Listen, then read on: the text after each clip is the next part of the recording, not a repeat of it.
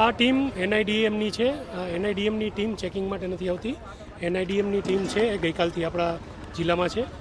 Disaster management point of વ્યૂથી જે આપણે તાલીમ આપવાની થાય એ તાલીમ માટેની આ ટીમ છે અને માર્ગદર્શન માટે એ લોકો આવેલા છે. ગઈકાલે જે આખો દિવસ સેમિનાર હતો એમાં સ્થળ ઉપર આપણને વિવિધ તાલીમો આપવામાં આવી. હાલ સ્થળ ઉપરની તપાસ જોઈ અને આપણી જે વ્યવસ્થા છે એને એક એક્ઝામ્પલ તરીકે લઈ અને શું અન્ય કોઈ ફેરફાર જણાતા હોય, જેમ કે સ્ટેમ્પેડ થાય તો કઈ રીતની વ્યવસ્થા છે, અન્ય ફાયરની વ્યવસ્થા કઈ રીતે છે, એ બધું જોવા માટે અત્યારે એનઆઈડીએમના પ્રતિનિધિશ્રી અહીંયા સાથે આવેલા છે અને એમણે વ્યવસ્થા જોઈ છે અને વ્યવસ્થાની આપણી જે કોરિડોર અને એક્ઝિટ માટેની જે વ્યવસ્થા છે એનું એમણે નિરીક્ષણ કર્યું છે.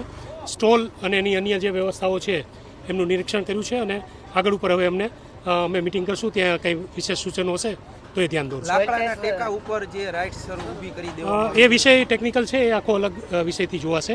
એનઆઈડીએમની ટીમ અત્યારે માત્ર ડિઝાસ્ટર મેનેજમેન્ટ પોઈન્ટ ઓફ વ્યૂથી તપાસ કરવા માટે આવેલી છે. એ મને ખ્યાલ નથી, એટલા માટે એ વિષય મારો નથી, એટલે મને ખ્યાલ નથી.